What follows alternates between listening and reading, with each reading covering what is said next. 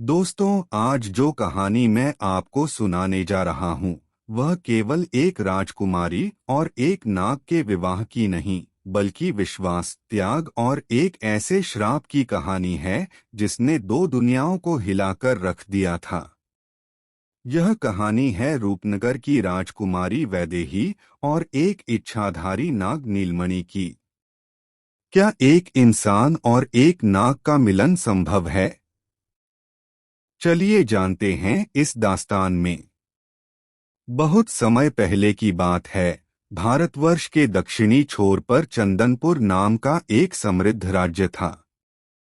वहां के राजा उद्यभान और रानी सुमित्रा बहुत ही न्यायप्रिय थे। राज्य में सब कुछ था, धन, दौलत, खुशहाली, लेकिन राजा और रानी की गोद सूनी थी। बरसों बीत गए, लेकिन महल में बच्चों की किलकारियां नहीं गूंजी। हारकर राजा ने ऋषियों की सलाह ली। ऋषियों ने बताया कि राजा को जंगल में स्थित प्राचीन नाग मंदिर में जाकर तपस्या करनी होगी। राजा ने सब कुछ छोड़कर घने जंगल में जाकर कठोर तपस्या शुरू कर दी। कई महीनों की तपस्या के बाद नाग देवता प्रकट नहीं हुए, लेकिन एक विशालकाय नाग वहां आया। वह नाग साधारण नहीं था, उसकी आंखों में नीलम जैसी चमक थी। वह नाग मनुष्य की बोली में बोला, राजन, मैं तुम्हारी भक्ति से प्रसन्न हूँ, लेकिन मेरी एक शर्त है। राजा ने हाथ जोड़कर कहा, हे नागराज, मुझे संतान चाहिए, मैं कोई भी शर्त मानने को तैयार हूँ। नाग ने कहा, तुम्हारे घर एक कन्या का जन्म होगा जो साक्षात देवी का रूप होगी। लेकिन जब वह विवाह योग्य होगी तो उसका विवाह किसी राजकुमार से नहीं, बल्कि मुझसे होगा। यदि तुमने यह वचन तोड़ा तो तुम्हारा पूरा वंश समाप्त हो जाएगा। पुत्रमोह में अंधे राजा ने बिना सोचे समझे तथास्तु कह दिया। उसे लगा कि यह नाग तब तक जीवित ही नहीं रहेगा या यह कोई परीक्षा है। समय बीता। रानी सुमित्रा ने एक बहुत ही सुंदर कन्या को जन्म दिया। उसका नाम रखा गया वैदेही। वैदेही जैसे जैसे बड़ी होती गई, उसकी सुंदरता की चर्चा दूर दूर तक फैलने लगी। उसकी आंखें इतनी गहरी थीं जैसे कोई झील, और उसकी आवाज कोयल जैसी मधुर। लेकिन राजा उद्यभान के माथे पर हमेशा चिंता की लकीरें रहती थीं। वह उस नाग के वचन को भूलना चाहता था। जब वैदेही 18 वर्ष की हुई तो राजा ने स्वयंवर की घोषणा कर दी। देश विदेश से राजकुमार आए। जिस दिन स्वयंवर होना था, पूरा महल फूलों से सजा था। लेकिन जैसे ही सभा शुरू हुई, आसमान में काले बादल छा गए। तेज आंधी चलने लगी। महल के दरवाजे अपने आप खुलने और बंद होने लगे। तभी धरती फटी और उसमें से एक भयानक विशालकाय काला नाग प्रकट हुआ। उसकी फुफकार से पूरी सभा कांप उठी। सैनिक भाले लेकर दौड़े, लेकिन नाग ने एक झटके में सबको दूर फेंक दिया। नाग ने गरजती हुई आवाज में कहा, राजन, अपना वचन याद करो। मैं अपनी वधू को लेने आया हूँ। राजा थर-थर कांपने लगा। रानी सुमित्रा बेहोश हो गई। वैदेही, जो अपने माता पिता को संकट में देख रही थी, साहस करके आगे आई। उसने कहा, पिताजी, यह कैसा वचन? क्या आपने मुझे जन्म से पहले ही किसी को सौंप दिया था? राजा ने रोते हुए अपनी गलती स्वीकार की। वैदेही जानती थी कि यदि उसने मना किया तो यह नाग उसके पिता और प्रजा को मार डालेगा।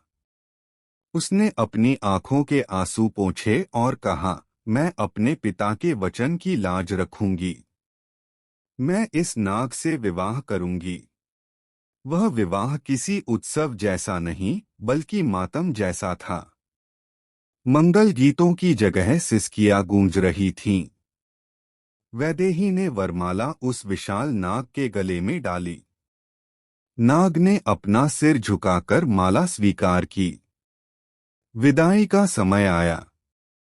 नाग ने कोई डोली नहीं मंगवाई। वह रेंगता हुआ जंगल की ओर बढ़ा और वैदेही नंगे पैर भारी गहनों में उसके पीछे पीछे चली। महल, माता पिता और सखियां पीछे छूट गईं। जंगल घना और डरावना था। कांटे वैदेही के पैरों में चुभ रहे थे, लेकिन वह चुपचाप चलती रही। अंत में वे एक पुरानी, खंडहर हो चुकी हवेली के पास पहुंचे। वह हवेली वीरान थी, चारों तरफ जाले और धूल थी। नाग ने वैदेही से कहा, मनुष्य की बोली में, राजकुमारी, आज से यही तुम्हारा घर है। तुम्हें इसी अंधेरे में रहना होगा। और वह नाग एक अंधेरे कमरे में जाकर ओझल हो गया। वैदेही पूरी रात एक कोने में बैठकर रोती रही। अगली सुबह जब वैदेही की आंख खुली तो उसने देखा कि उसके लिए ताजे फल और जल रखा हुआ है, लेकिन नाग कहीं नहीं था। दिन भर वह अकेली उस वीरान हवेली में भटकती रही। रात हुई। अंधेरा छा गया। वैदेही डर के मारे उसी कोने में बैठी थी। तभी उसने देखा कि उस बंद कमरे से एक दिव्य प्रकाश आ रहा है। उसने हिम्मत जुटाई और दरवाजे की झिरी से झांका। उसने जो देखा उस पर उसे विश्वास नहीं हुआ। वहां फर्श पर नाग की केंचुली, स्किन, पड़ी थी और उसके पास एक अत्यंत सुंदर, तेजस्वी युवक खड़ा था। उसके माथे पर एक चमकदार मणि थी। वह राजकुमार जैसा लग रहा था। वैदेही ने दरवाजा खोला। युवक चौंक गया। तुमने मुझे देख लिया, युवक ने घबराहट में कहा। वैदेही ने पूछा, आप कौन हैं? और वह नाग कहाँ है? युवक ने एक गहरी सांस ली और अपनी कहानी बताई। मैं नागलोक का राजकुमार नीलमणि हूँ। मुझे एक ऋषि ने श्राप दिया था कि मैं दिन में नाग बनकर रहूंगा और केवल रात में ही अपने असली रूप में आ सकता हूँ। यह श्राप तभी टूटेगा जब कोई राजवंशी कन्या मुझे मेरे नाग रूप में स्वीकार करेगी और मुझसे निस्वार्थ प्रेम करेगी। वैदेही की आंखों में चमक आ गई। जिसे वह जानवर समझ रही थी, वह तो एक शापित राजकुमार था। उस रात दोनों ने घंटों बातें की। वैदेही को नीलमणि की सादगी और ज्ञान से प्रेम होने लगा। दिन बीतते गए। वैदेही अब बहुत खुश थी। दिन में वह उस नाग की सेवा करती और रात में अपने राजकुमार के साथ समय बिताती। लेकिन वैदेही की माँ, रानी सुमित्रा, अपनी बेटी की चिंता में घुल रही थीं। एक दिन रानी चुपके से जंगल में उस हवेली तक आ गईं। उन्होंने छिपकर देखा कि रात में उनकी बेटी एक सुंदर राजकुमार के साथ हंस बोल रही है और कोने में एक नाग की केंचुली पड़ी है। रानी को लगा कि यह राजकुमार कोई जादूगर है जिसने नाग को मारकर उसकी बेटी को फंसाया है, या फिर अगर वह केंचुली जला दी जाए तो राजकुमार हमेशा के लिए मनुष्य बन जाएगा और उसकी बेटी महल वापस आ सकेगी। बिना कुछ सोचे अगली सुबह जब राजकुमार नाग बनकर जंगल गया और वैदेही सो रही थी, रानी ने वह केंचुली उठाई और उसे आग में डाल दिया। जैसे ही केंचुली जलने लगी, दूर जंगल से एक भयानक चीख सुनाई दी। वैदेही हड़बड़ाकर उठी। उसने देखा कि उसकी माँ आग के पास खड़ी है। माँ, तुमने यह क्या किया? वैदेही चिल्लाई। तभी वहां नीलमणि तड़पता हुआ आया। उसका शरीर आधा मनुष्य और आधा नाग का हो रहा था। वह जल रहा था। उसने दर्द में कहा वैदेही, यह तुमने क्या किया? मेरी केंचुली ही मेरा कवच थी। अब मैं इस धरती पर नहीं रह सकता। मुझे वापस नागलोक जाना होगा, और अब हम शायद कभी न मिल सकें। देखते ही देखते नीलमणि धुएं में बदलकर आसमान की ओर उड़ गया। वैदेही रोती बिलखती जमीन पर गिर पड़ी। वैदेही ने ठान लिया कि वह अपने पति को वापस लाएगी। उसने अपनी मां को महल वापस भेजा और खुद उस दिशा में चल पड़ी जिधर धुआं गया था। वह चलते चलते धरती के अंत तक पहुंच गई। वहां एक विशाल गुफा थी, पाताल द्वार। गुफा के बाहर दो भयंकर राक्षस पहरा दे रहे थे। वैदेही ने अपनी निडरता से उन्हें प्रभावित किया। उसने कहा, मैं अपने सुहाग को लेने आई हूं, मुझे कोई नहीं रोक सकता। वह पाताल लोक पहुंची। वहां का नजारा अद्भुत था। हर तरफ मणियां चमक रही थीं, नदियां दूध की बह रही थीं। लेकिन वहां खतरे भी थे। उसे नागराज वासुकी के दरबार में पेश किया गया।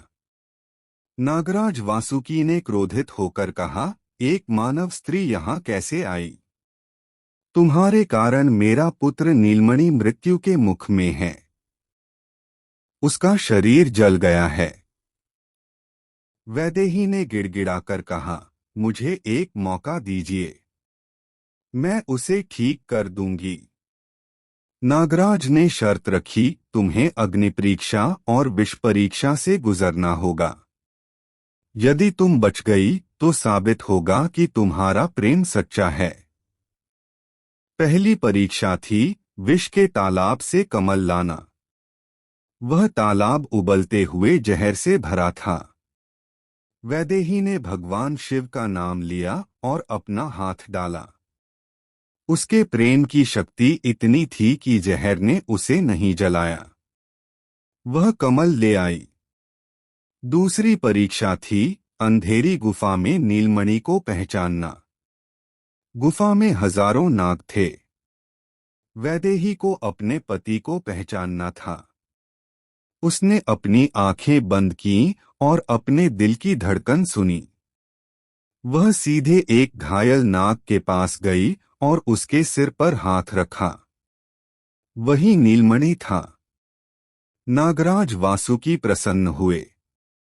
उन्होंने अपनी शक्तियों से नीलमणि को पूरी तरह स्वस्थ कर दिया और उसे श्राप मुक्त कर दिया। अब वह अपनी इच्छा से रूप बदल सकता था। राजकुमार नीलमणि और वैदेही वापस धरती पर आए। राजा उद्यभान और रानी सुमित्रा ने उनका भव्य स्वागत किया। रानी ने अपनी गलती की माफी मांगी। नीलमणि ने उस राज्य की रक्षा का वचन दिया। वैदेही और नीलमणि ने उस राज्य की रक्षा का वचन दिया। वैदेही और नीलमणि ने कई वर्षों तक राज किया। कहते हैं कि आज भी उस जंगल में एक मंदिर है जहां नाग और राजकुमारी की मूर्ति एक साथ पूजी जाती है। तो दोस्तों, यह थी प्रेम की वह शक्ति जिसने एक श्राप को वरदान में बदल दिया।